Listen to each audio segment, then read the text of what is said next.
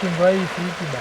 Ai kina kamba na ngoja uone kuna kabet kanaleta tu sai hivi. Netlaga na kamba sasa. Masai ni songa bana. Alafu nakwambia hiki ni kile kibonzo kenye achana zile mamonzo mnakula huko. Sasa nimekwambia kina kamba.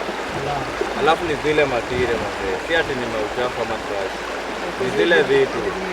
Nimekula hii malima mzee miaka saizi like 84 hivi. Nikikitu bana. Nikikitu. Acha kama ni kisetu. Hadi event. Ai. Unaona ni ngamu. Hii kitu. Ai. Huko miradi. Huko ukitembea hivi unasikia kodi moja. Ndivyo hivyo mzee. Ni hapa tu. Unakula kigwelo, unabangaiza kidogo unasikilizia mategani. Lakini wacha kikaa muone, Nikikitu. Enywe. Yaani wewe koti moja kweli. Umwana ino kangari wa wewe sumure hunja kakanga. Wewe nyango uriene maisha kafe wewe. Huyu mtoto si ametoka shule hata siku 3 sijaisha kweli wewe. Mimi. Hapana. Hii nayo mimi kama manyumba kumbe sitakubali mchezo.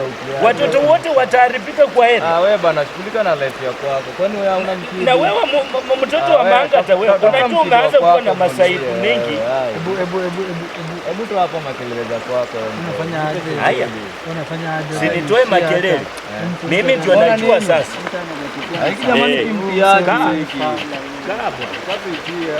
Wacha sasa kama mnataka kujifanya. Ona hao watoto. Sienyi. Koti moja huyu na miaka 87 pata anazunguka na vijana akiwaopea bangi. Omusecha ina habari na hilo.